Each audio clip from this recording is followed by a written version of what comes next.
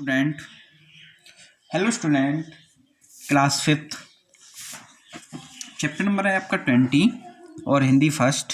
ये चैप्टर आपकी इस बुक का लास्ट चैप्टर है। ठीक है, नाम है इस चैप्टर का गुलिवर की यात्रा। हम लोग आशा अंतरिक्ष से पूर्व की ओर बढ़े चले जा रहे थे। अचानक समुद्र में तूफान आ गया। तूफान में हम रास्ता भूल गए और भटकते भटकते एक टापू के पास जा पहुंचे। नाविक तो जहाज की देखभाल, नाविक कहते हैं नाव चलाने वाले को, ठीक है। तो नाविक तो जहाज की देखभाल और मरम्मत में लग गए और मैं कुछ लोगों के साथ पानी की खोज में एक नाव लेकर टापू की ओर चल पड़ा। टापू पर पहुंचकर मैं अकेला ही पानी की खोज में एक ओर निकल गया। जब थोड़ी देर बाद मैं लौटा तो देखा कि मेरे साथी नाव को तेजी से जहाज की ओर लिए जा रहे हैं। मैं उन्हें आवाज़ देने ही वाला था कि मेरी दृष्टि एक आदमी पर पड़ी जो समुद्र में घुसकर नाव का पीछा कर रहा था। वह आदमी इतना विशालकाय मीन्स बड़ा था, बहुत काफ़ी बड़ा था कि समुद्र का पानी उसके घुटनों तक ही आ रहा था। भय के कारण मेरे मुंह से आवाज़ तक नहीं निकली। समुद्र में चट्टानें होने के कारण वह नाव को नहीं पकड़ सका और टापू की ओर वापस आने लगा। खतरे को भांपकर मैं भागा और पास के खेत में जाकर छिप गया। खेत में जौ की फसल उगी थी जिसके पौधे मेरे देश के बड़े बड़े वृक्षों जैसे ऊंचे थे। वहाँ की घास इतनी ऊंची थी और वहाँ के पेड़ पहाड़ जितने ऊंचे थे। वहाँ छिपे छिपे मैंने देखा कि उसी आदमी जैसे कुछ आदमी हाथों में बड़ी बड़ी दरांतियाँ लिए हुए उस खेत की ओर चले आ रहे थे। खेत में आकर उन्होंने जौ की फसल काटनी आरंभ कर दी। तभी एक आदमी की दृष्टि मुझ पर पड़ी। उसने मुझे खिलौने की तरह उठाकर हथेली पर रख लिया। जब उसने मुझे उलट पुलट देखना आरंभ किया तो भय से मेरी चीख निकल गई। मुझे भयभीत देखकर उसने मुझे ज़मीन पर रख दिया। मैंने चिल्ला चिल्लाकर उसे अपने बारे में बताया। वह मेरी बात नहीं समझ सका। उसने बड़े प्यार से मुझे उठाकर अपनी हथेली पर रखा और अपने घर ले आया। Next page.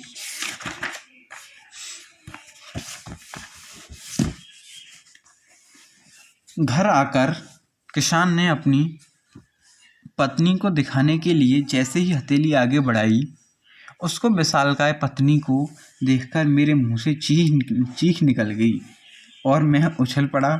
मुझे देखकर उसकी पत्नी भी इस तरह डर गई जैसे कोई सांप बिच्छू को देखकर डर जाए। यह देखकर किसान को बड़ा मज़ा आया और वह खिलखिलाकर हंसने लगा।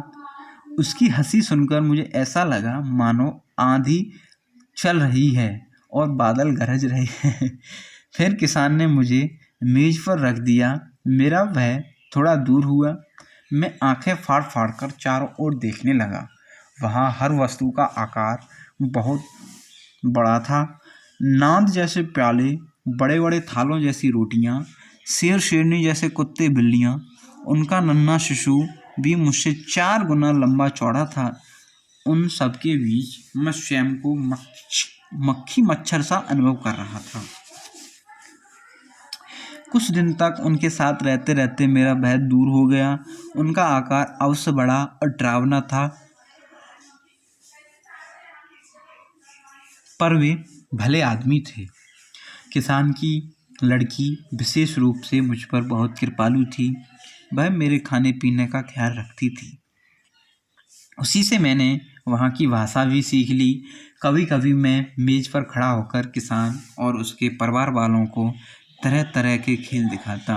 उन्हें मेरा नाच और तलवार चलाना बहुत पसंद आया। मेरे खेल तमाशों से उनका मनोरंजन हो जाता था। एक दिन उस किसान का एक मित्र उसके घर आया। उसने किसान को सलाह दी कि वह गांव के पास लगने वाले मेले में टिकट लगाकर लोगों को मेरा खेल दिखाए। जिससे उसे अच्छी आमदनी हो जाएगी। किसान लालची था, उसने अपने मित्र की सलाह पसंद आ गई। किसान ने मुझे लकड़ी के बने डिब्बे में बंद किया और मेले में ले गया। मेले में लोगों को मेरा खेल बहुत पसंद आया। इससे किसान को अच्छी आमदनी हो गई। आमदनी होने से किसान का लालच भी बढ़ गया। मैं अधिक पैसा कमाने के लोभ में मुझे डिब्बे में बंद करके राजधानी ले गया। राजधानी के लोग मुझे तथा मेरे खेलों को देखने के लिए टूट पड़े। मुझे दिन में 10-10 बार खेल दिखाने पड़ते थे। Next page. इस तरह किसान ने खूब पैसा कमाया। बाद में उसने 1000 सोने के सिक्के के बदले में मुझे उस देश की महारानी को बेच दिया। अब लोगों को खेल दिखाने से मेरा पीछा छूट गया। महारानी ने मेरे लिए एक पिंजरा बनवाया। वह पिंजरा इतना बड़ा था जितना एक बड़ा सा कमरा। जब रानी स्वयं खाना खाती तो पिंजरे को उठाकर अपने सामने मेज पर रख लेती और मुझे भी खाना खिलाती। मेरे लिए तो पिंजरे को उठाकर अपने सामने मेज पर रख लेती और मुझे भी खाना खिलाती। मेरे लिए खाने के छोटे छोटे बर्तन विशेष रूप से बनवाए गए थे। एक बार की बात, राजा और रानी अपने नौकर चाकरों के साथ अपने राज्य का दौरा करने निकल पड़े। पिंजरे में बंद मैं भी उनके साथ था। चलते चलते हम ऐसे नगर में पहुंचे जो समुद्र के पास था। समुद्र को देखकर मुझे अपने देश की याद आ गई और मैं उदास हो गया। यह देखकर एक नौकर मेरा पिंजरा उठाकर समुद्र के किनारे ले गया। पिंजरे को एक चट्टान पर रखकर वह समुद्र की रेत में लेटकर आराम करने लगा। समुद्र की ओर देखते देखते न जाने कब मुझे नींद आ गई। पता नहीं कितनी देर बाद खड़खड़ की आवाज़ सुनकर मेरी आँख खुली तो आश्चर्य और भय से मेरी चीख निकल गई। कोई पक्षी मेरे पिंजरे को अपने पंजों में पकड़े उड़ रहा था। मैं अभी अपने बचाव का उपयोग सोच ही रहा था कि अचानक पिंजरा तेजी से नीचे गिरने लगा। वह से मेरी आंखें बंद हो गईं। छपाक की आवाज़ के साथ ही पिंजरा पानी में गिरा और काफ़ी नीचे तक चला गया। फिर धीरे धीरे ऊपर आया और समुद्र की सतह पर नाव की तरह तैरने लगा। मैंने सोचा पता नहीं मेरे दुर्भाग्य का कहाँ अंत होगा। इससे तो मैं महारानी की कैद में ही ठीक था। उस असहाय स्थिति में पड़े पड़े मुझे काफ़ी देर हो गई थी। अचानक मुझे लगा कि कोई मेरे पिंजरे को तेजी से अपनी ओर खींच रहा है। मैंने पिंजरे की खिड़की से हाथ निकालकर जोर जोर से सहायता के लिए चिल्लाने लगा। तभी मैंने अपने देश के लोगों की भाषा सुनी तो मेरे हर्ष का ठिकाना ना रहा। वे मेरे देश के नाविक थे जिन्होंने समुद्र में तैरते पिंजरे को फंदा फेंककर अपनी ओर खींच लिया था। मुझे पिंजरे में देखकर उन्हें आश्चर्य हुआ। जब मैंने उन्हें अपना पूरा कहानी सुनाई तो वे अचंभित रह गए।